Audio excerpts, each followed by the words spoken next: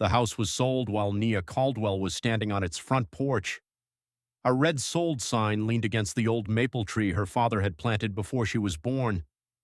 Two movers carried her mother's dining table through the doorway, while a real estate agent handed keys to a smiling couple waiting beside a white luxury SUV. Nia did not understand what she was seeing. She had driven 6 hours after receiving a message from an elderly neighbor. "They're emptying your father's house. You need to come now." The small brick home on Larkspur Avenue was not elegant. Its shutters needed repainting, the porch steps leaned slightly to one side, and the roof had been repaired so many times that the shingles no longer matched. But it was the only home Nia had ever associated with safety. Her father, Leon Caldwell, had bought it when she was 4 years old. He raised her there after her mother died. Every mark inside carried part of their life. The pencil lines recording Nia's height beside the kitchen door, the dent in the hallway wall from the bicycle she tried to ride indoors, and the music room window Leon repaired with his own hands after a winter storm. Now strangers were removing everything. Nia stepped onto the walkway. "Stop!" One of the movers turned. The real estate agent, a white woman in a beige coat, walked toward her with a polite but guarded expression. "Can I help you?" "This is my house." The agent glanced at the couple beside the SUV. "I'm afraid the sale has already closed." "Closed by whom?" "The legal owner." Nia looked at the front door.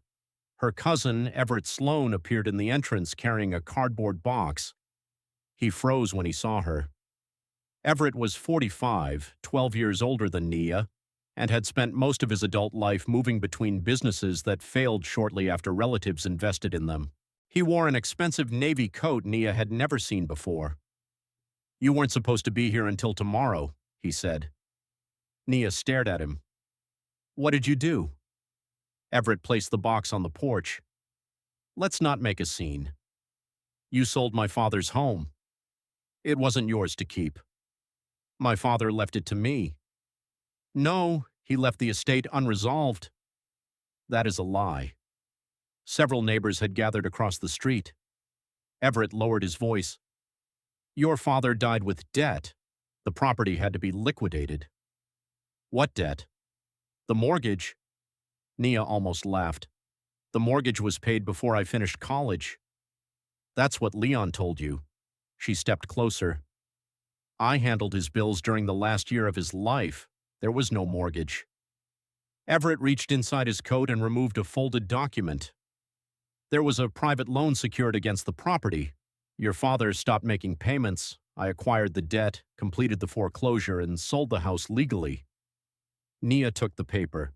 It was a notice of trustee sale bearing Leon Caldwell's name, the address of the property, and a balance of $186,400. The lender listed was Sloan Residential Holdings, Everett's company. Nia looked up slowly. "You loaned my father money?" "I helped him when the banks wouldn't." "He never mentioned you." He was embarrassed. "My father was not embarrassed by debt. He was careful with money. He was also sick.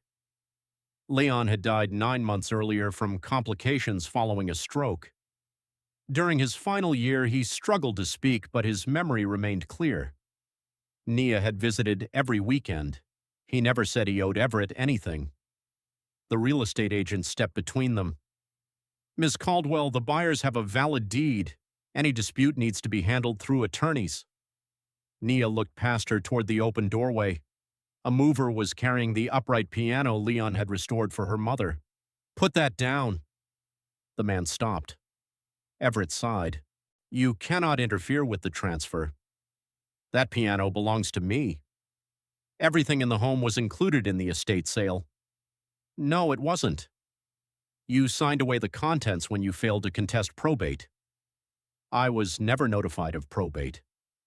Everett's expression changed briefly, only for a second, but Nia saw it. She stepped onto the porch. "Where are my father's papers?" "Most were worthless." "Where are they?" "I disposed of what no one wanted." Nia moved toward the doorway. Everett blocked her. "You no longer have the right to enter." The sentence seemed impossible inside the home where he had eaten Thanksgiving dinner for 20 years. Nia looked through the glass panel of the door. The hallway was almost empty. The family photographs had been removed. A pale rectangle remained on the wall where Leon's portrait had hung. "I grew up here." "That does not make you the owner." "My father did." "Your father lost the house." Nia turned toward the real estate agent. "Did you verify the foreclosure?" "Our title company did." "Which title company?" "Linden Crest Title." "And the bank?" "There was no traditional bank. The lien was held privately." Nia looked again at Everett. "You created the loan, acquired the property, and sold it." "I followed the law." "You hid the sale from me." "You had months to investigate your father's affairs." "I requested probate records twice. The court said no estate had been opened." Everett folded his arms. "Then perhaps you contacted the wrong office." The new buyers were becoming uncomfortable. The woman beside the SUV approached the agent. "We were told the property was vacant." "It is," Everett said. Nia looked at him. "My father's life was not vacant." The police arrived 20 minutes later. Everett had called them. He described Nia as an estranged relative refusing to accept that the property had been sold. The responding officer examined the deed and told Nia she would have to leave. She asked for 10 minutes to collect personal photographs. Everett refused. The officer looked embarrassed but said the current owner controlled access. Nia stood on the sidewalk while the piano was loaded into a truck. She did not cry. Not there. She photographed every vehicle, document, sign, and person involved. Then she called the only attorney she knew from her work at the city housing office. Her name was Camille Arden. Camille listened while Nia explained the private mortgage and the missing probate notice. "Did your father ever sign documents with Everett?" she asked. "Possibly business papers years ago. Everett asked relatives for investments constantly." "Did your father have cognitive problems before the stroke?" "No." "Did Everett have power of attorney?" "Not that I know." "Who handled your father's finances after the stroke?" "I did, informally. He refused to give anyone full control." Camille paused. "You said the foreclosure balance was $186,000. What was the house worth?" "Probably $400,000. "And what did Everett sell it for?" Nia checked the photograph of the sale sheet. $235,000. "That is unusually low." "He sold it quickly." "To whom?" Nia gave her the buyers' names. Camille searched public records while they spoke. The purchasing company was not owned directly by the couple at the house. The buyer was Marrow Lane Investments, a company incorporated 6 weeks earlier. Its registered manager was Lydia Sloan, Everett's wife. Camille stopped typing. "This was not an ordinary sale." Nia closed her eyes. "Can we stop the buyers from taking possession?" "The deed has been recorded. We need evidence of fraud before a court will reverse it." "My father never borrowed that money." "Then we prove it." They began with the mortgage document Everett recorded 18 months before Leon's death. It contained Leon's signature and claimed that Sloan Residential Holdings had loaned him $160,000 for medical expenses and home repairs. Interest and penalties increased the balance. 2 witnesses had signed. One was Everett's office manager. The other had died 3 years before the mortgage was supposedly executed. Camille read the name twice. This witness was dead when the document was signed. Nia stared at her. "So it's fake." "It is evidence that something is wrong. Everett may claim the date was entered incorrectly." The notary stamp belonged to Delia Roque, a traveling notary whose license had been suspended months before the mortgage date.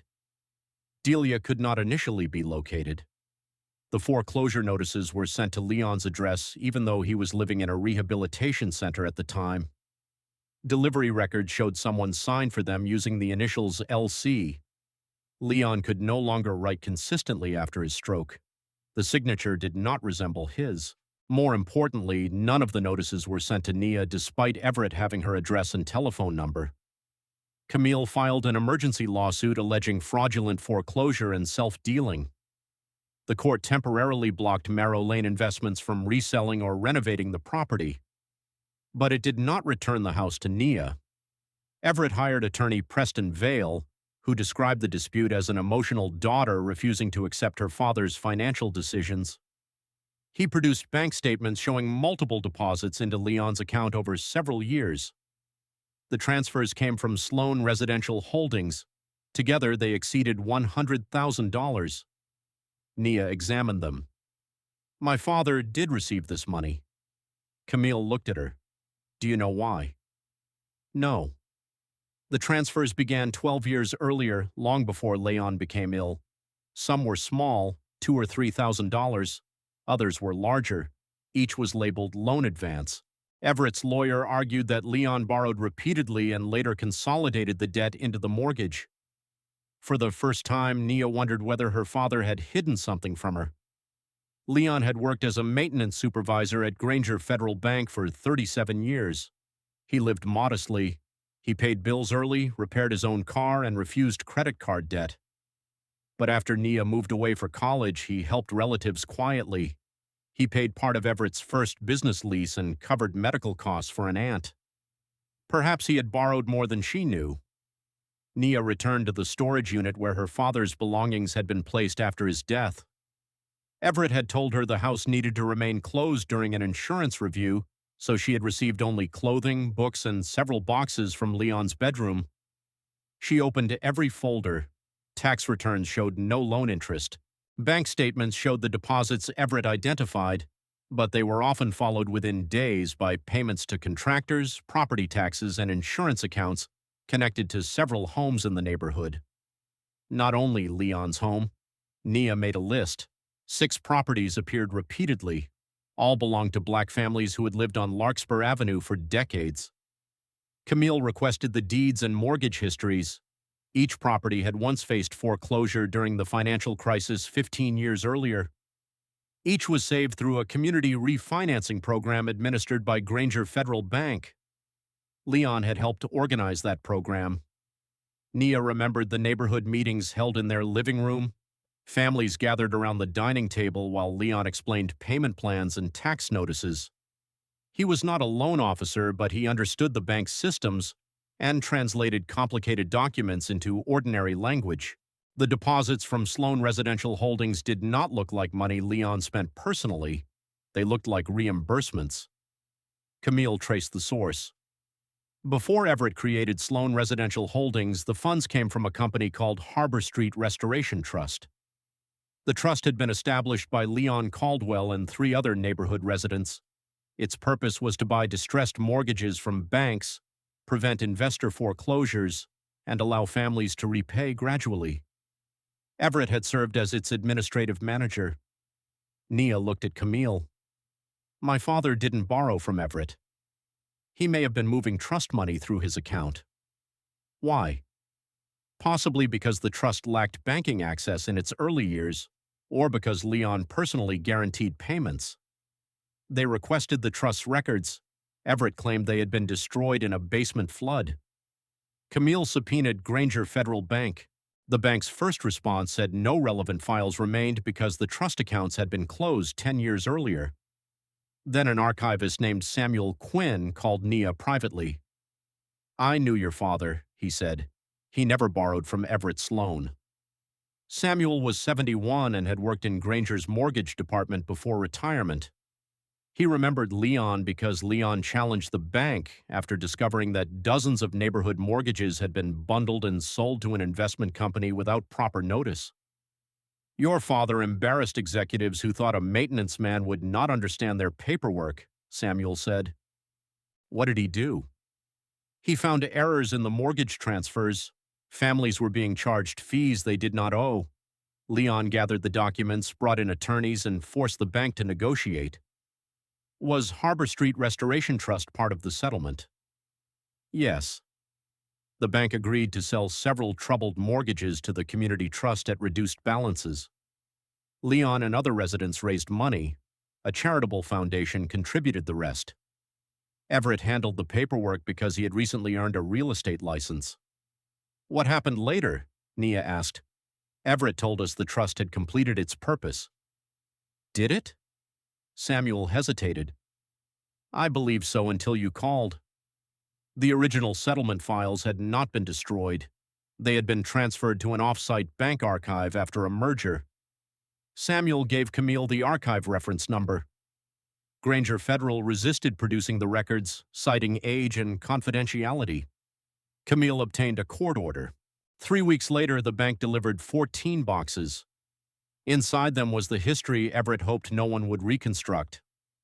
The first deed to Leon's home showed he bought it with a conventional mortgage 28 years earlier. That loan was paid in full. The satisfaction document had been recorded correctly. Years later, during the financial crisis, Leon did not remortgage his home. He used it as temporary collateral to secure the Harbor Street Trust's purchase of 6 neighbors' distressed mortgages. His house protected theirs. The bank created a master community mortgage naming Leon Caldwell as guarantor and the Harbor Street Trust as beneficiary. Once the families repaid their reduced balances, the lien on Leon's home was supposed to be released. The repayment records showed the trust received every required payment, but the release was never recorded. Instead, Everett transferred the master mortgage from Harbor Street Restoration Trust to his own company. The document authorizing that transfer carried Leon's signature. It was dated 2 months after Leon's stroke. Nia's hands began shaking. He could barely hold a spoon then. Camille examined the signature. It may have been copied from an earlier document. The bank archive contained that earlier document. Leon's authentic signature appeared on the original community mortgage. The forged transfer reproduced it exactly, including a tiny ink break beneath the letter C. Not similar, identical. Everett had scanned the old signature and placed it on the transfer. The hidden mortgage in the bank's archive did not prove Leon owed Everett money. It proved Leon's name was attached to a mortgage created to save the neighborhood, and that Everett had stolen control of it. The deposits Everett described as loan advances were trust reimbursements for taxes, repairs, and insurance Leon paid on behalf of participating homeowners. Everett had relabeled them after taking over the records. Camille stared at the documents spread across the conference table. He turned your father's community guarantee into a personal debt. Nia looked at the original mortgage. Leon's name appeared above the phrase community guarantor. He used my father's kindness to steal his house. And perhaps more than his house. The transferred master mortgage covered all 6 neighborhood properties. Everett had begun foreclosure proceedings against 3 of them. One homeowner, 80-year-old Ruth Delaney, had already received an eviction notice. Nia knew her. Ruth had brought soup whenever Leon was sick. Camille expanded the lawsuit into a broader fraud action representing the affected families. Everett's strategy changed. He stopped describing Leon as financially irresponsible and began claiming Leon had voluntarily transferred the mortgage to compensate him for years of administrative work. His attorney produced a handwritten letter. Everett has carried the burden of managing these homes and should receive the remaining value. The letter appeared to bear Leon's signature. A handwriting expert determined the text and signature were written with different inks. The signature came from a pre-signed blank page Leon once used for medical forms. A nurse from the rehabilitation center remembered Everett visiting with a stack of documents. He said they were insurance papers, she testified. Was Leon able to understand them? Camille asked. He could nod and write short words, but he tired quickly. Did you see him sign? No, Mr. Sloan asked me to leave because it concerned private finances. The court ordered Everett to produce his company computers and accounting records. He claimed one laptop had been stolen. Investigators recovered it from a locked cabinet inside his office. The files showed years of planning. Everett had learned the master mortgage remained unreleased after reviewing the old trust records. Instead of correcting the error, he created documents transferring it to his company. He then recorded a new private mortgage against Leon's house using the old community debt as justification. After Leon's death, Everett avoided opening a standard probate case because Nia would have received notice. He used a non-judicial foreclosure process, sending documents to the empty house and signing for several himself. He purchased the property through his wife's company for far below market value. The new couple waiting outside the house had never truly purchased it. They were renters hired to create the appearance of an independent sale while Everett prepared to renovate and resell the property for nearly $500,000. The real estate agent claimed she did not know the arrangement was fraudulent, though emails showed she questioned the low sale price and accepted an additional private commission. Linden Crest Title had approved the transaction despite obvious conflicts between seller, lender, and buyer. Its examiner admitted Everett pressured him to close quickly before Nia discovered the foreclosure. The most damaging file was an audio recording. Everett had recorded a meeting with his accountant to prove he had given instructions. In the recording, the accountant warned him that Leon's daughter could challenge the mortgage. Everett replied, "By the time she understands the paperwork, the house will belong to someone else. People like Nia think family property is protected by memories. It is protected by documents, and I control the documents." The recording was played in court. Everett sat motionless. Nia looked at him across the room. He did not meet her eyes. The bank's roll also came under scrutiny. Granger Federal had known the master mortgage was fully repaid. Its servicing department received final confirmation years earlier but failed to record the release. Later, when Everett submitted the forged transfer, an employee noticed the irregular date and the absence of approval from other trust officers. A supervisor ordered the transfer processed anyway because Everett threatened legal action and claimed the bank had discriminated against the community trust. He used the language of injustice to complete a fraud against the same families the trust had been created to protect. Granger Federal offered a private settlement. Nia refused confidentiality. "My father fought this bank once because hidden mortgage paperwork was taking homes from people," she told Camille. "I'm not going to hide the same thing now." The trial began 11 months after the house was sold. Everett testified that Leon treated him like a son and intended him to benefit from the property. Nia's attorney asked why Leon left no will naming him. "Leon distrusted formal wills," Everett said. "He signed dozens of trust documents. That was business." "Did he tell Nia she would inherit the house?" "I don't know what he told her." "Did you notify her of the foreclosure?" "The law did not require personal notice beyond the property address." "You knew she lived elsewhere?" "Yes." "You had her phone number?" "Yes." "You spoke to her after Leon died?" "Yes." "Did you mention the debt?" "No." "Why?" "She was grieving." Camille displayed an email Everett sent the real estate agent, close before the daughter starts asking about title. "Were you protecting her grief when you wrote this?"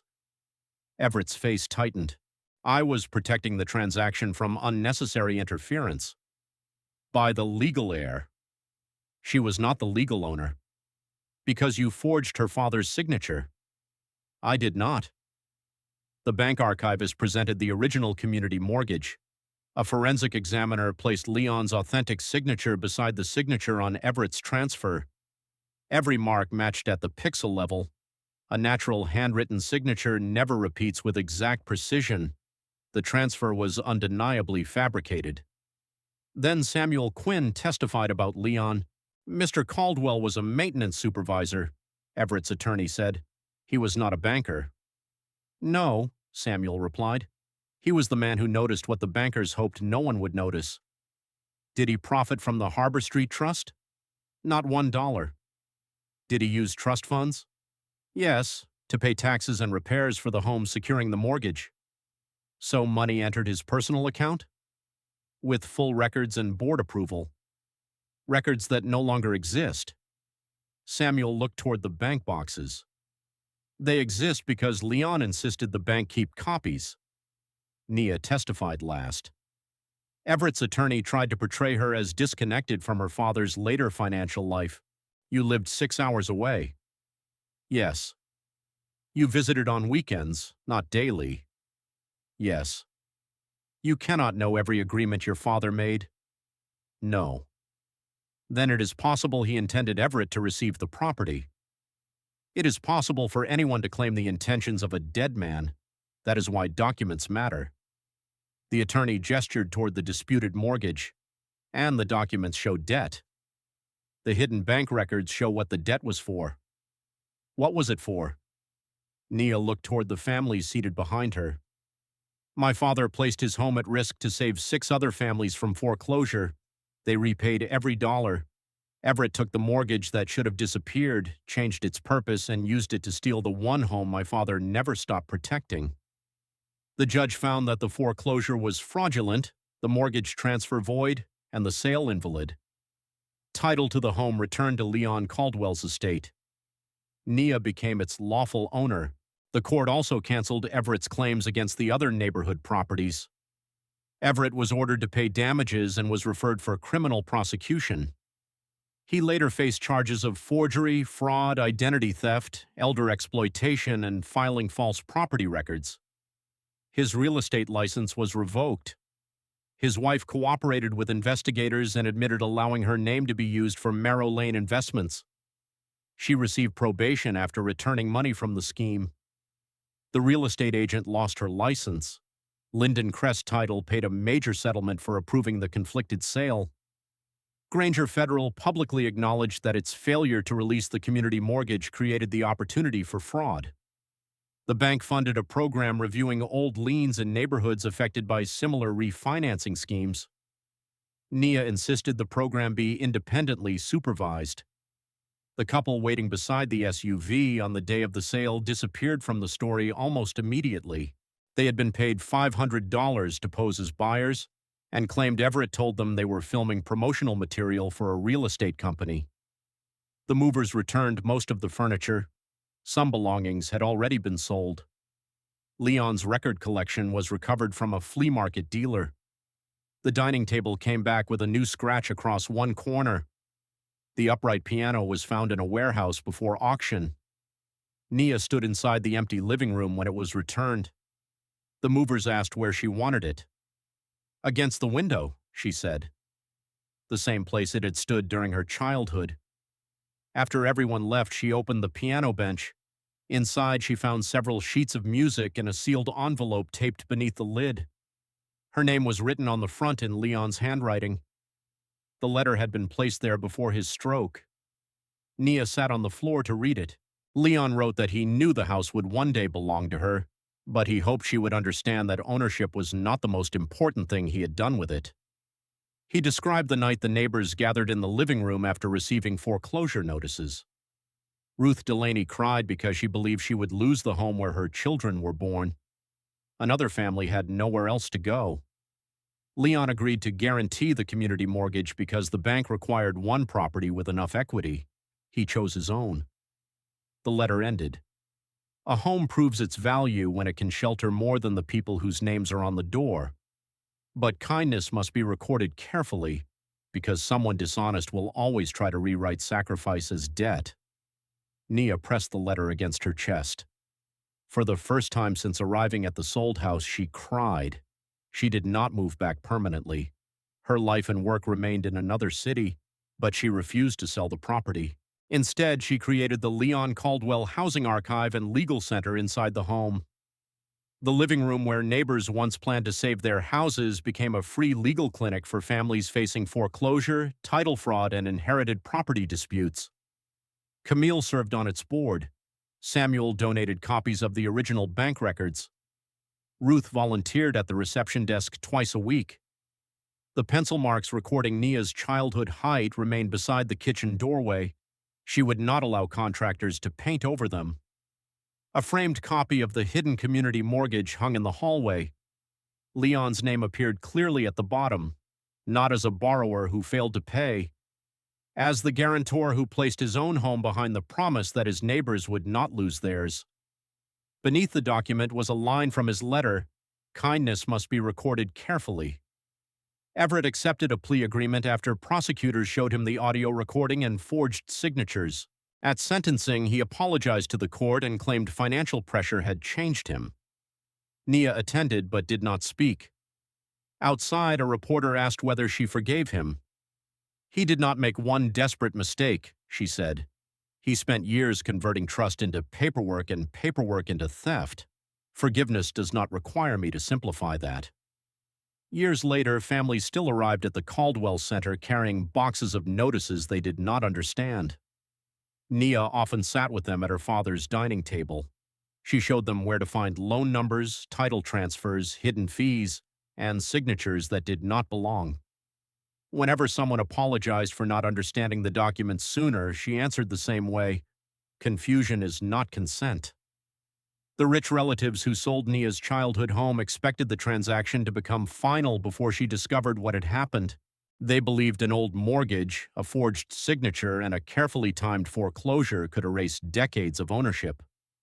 But the bank archive contained the document Everett could not safely destroy.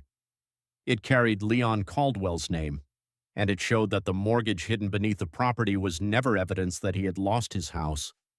It was evidence that he had risked it to save an entire street.